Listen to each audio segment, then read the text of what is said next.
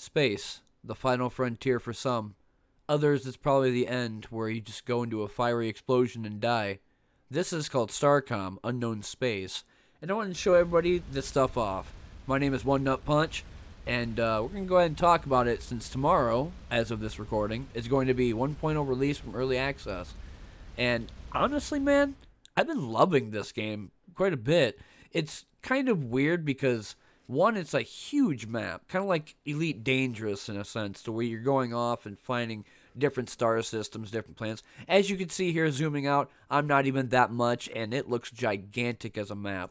And I only have maybe a couple of systems. However, when you go and play this game, you can go and customize your ship, but I'll show that later. For now, I want to show you the void space, and this is actually the different way of traversing the different star systems. You have other means like the wormhole or the flinger, which would essentially send you faster and farther to a different system when it has another flinger to catch you. This, however, is just you going by yourself at top speed and going through space faster and faster and faster. If I had to consider it again like Elite Dangerous, it's more like going through Super Cruise to another star system or witch space. And if you don't understand what witch space is, it's like going from one star system to another, essentially.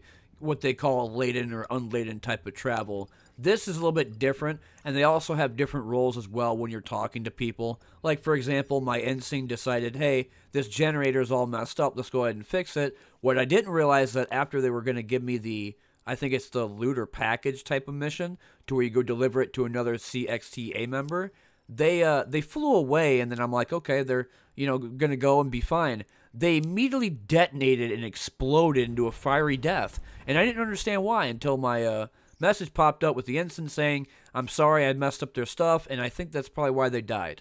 So it's kind of nutty that some things do happen in space, even though some people it's not really like dangerous, right? It's just a vacuum, you're floating helplessly, and there's not much going on besides like darkness and maybe some stars.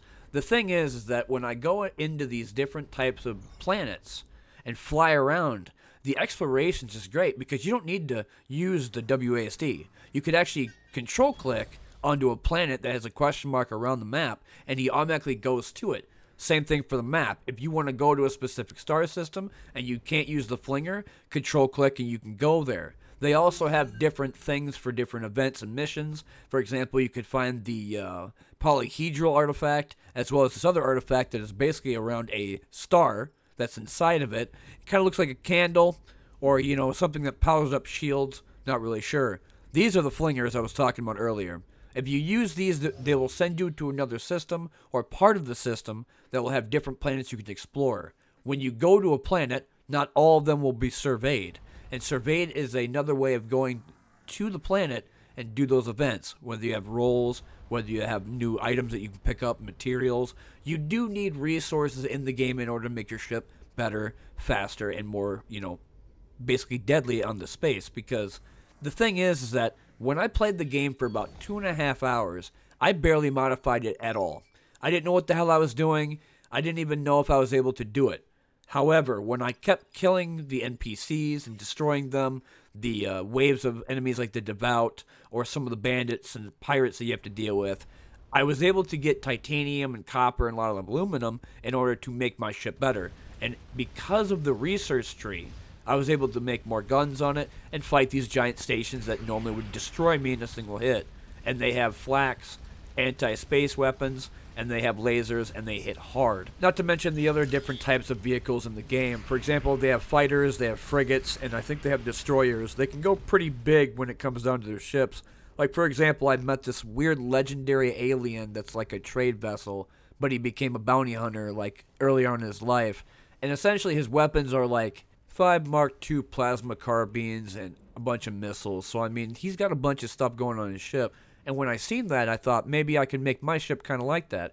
The other thing is that when you go into your cargo, there will be things that you need to research. And when you get research points, you can do the research tree that will unlock all the different types of blueprints you need in order to put on your ship. Like I said earlier, you're going to need the resources in order to make your ship bigger, better, and more lethal in space. Because if you don't, they're going to blow you up a bunch of times, and you're going to get really annoyed because you can't destroy them. And it'll be like hitting a brick wall over and over and over again.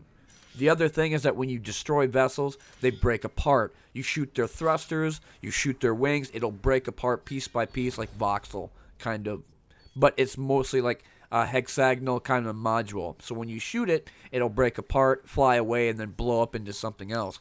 Sometimes it'll actually spawn items. Some of these items are different when they pop up. For example, they're mostly resources from the ship like titanium, copper, aluminum, or something else. And even they drop health orbs that you could pick up that supercharge your ship and heal it like by a specific margin, like 30%. But whenever I get like a destructive big ship kill, or if I shoot a fighter, they'll drop decent amounts of resources I could use to build upon my own ship. You're going to need those resources to make new stuff on the ship, like gold and copper and titanium and steel. So when getting into these fights as well, I only have like light bulkheads, and they're not really that great for armor.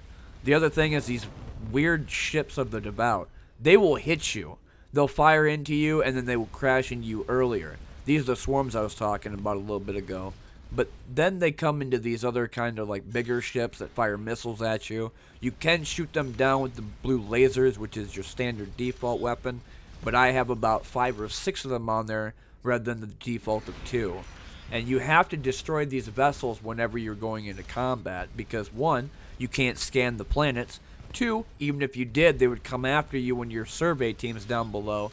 And 3, they are annoying as shit because sometimes they will constantly spawn into the map and keep going as long as that station exists. And they do have shields. Sometimes you have to break down the shields or find a way to destroy them in order to get out. Same thing with these swarms. They will pop up endlessly until I find the source of where they're coming from, destroy it, get whatever's inside, and then they won't come out anymore and bother me. The missiles are not too much of an issue either because 1, missiles are basically slow, and if they hit you, it's only when your shields are gone. And because I have a decently sized shield, I don't have to worry too much about them shooting me either, because when you're in combat and you go out of it, as long as you're not getting hit, you will slowly regenerate, depending upon your crew and whatever research you have. Going back into Celeano Station, this is where you can go ahead and do the different missions with Commander Wu, and then talking to the Doctor and Lieutenant Millen about different resources, different probably plans that you can go for, but mostly it's mission objectives.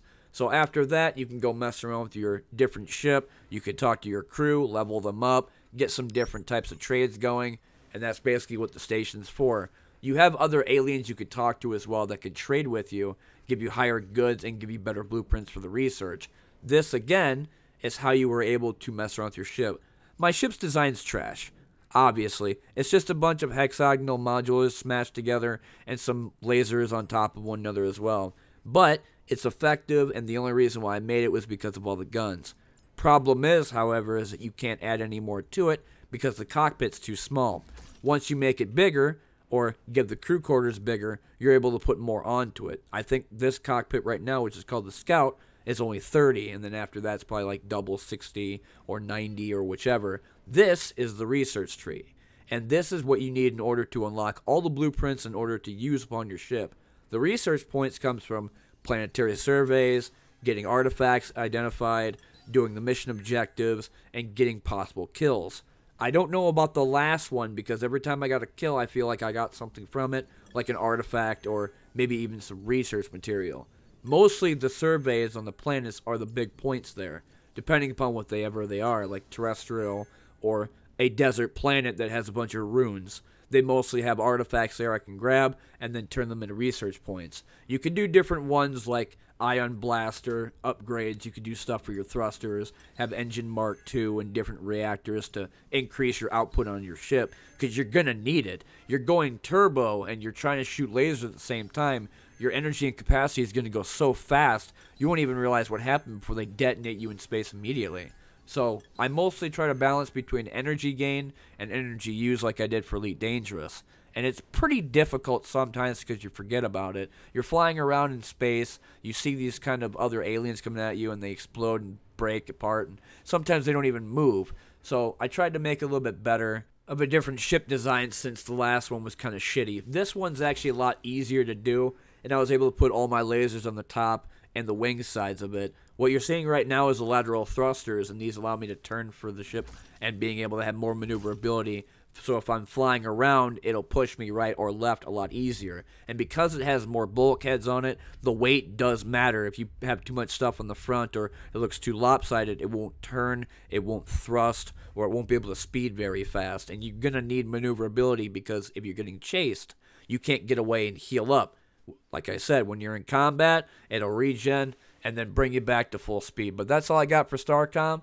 Personally, I've been loving the game, and it's really fun to play. If you want to go check it out, it's $25 on Steam. I don't know if they're going to have a sale on 1.0 tomorrow, September 2nd, 2024. But if they do, highly recommend people checking it out. There's a bunch of content, star system to go to, checking out different planets and surveying for different resources. Also getting a bunch of research points to unlock new things. Highly recommend people trying it out because I've been loving it, and I've been one nut punch. Thanks for watching. I'll see you later in the next one.